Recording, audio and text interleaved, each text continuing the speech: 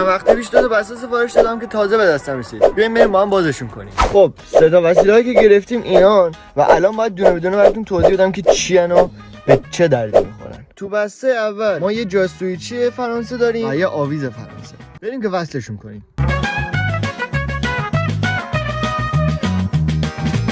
این از آویز قشنگمون و همین زیبایی که میبینید اینجا نشسته. حالا باید بریم برای وصل کردن جاستویچی.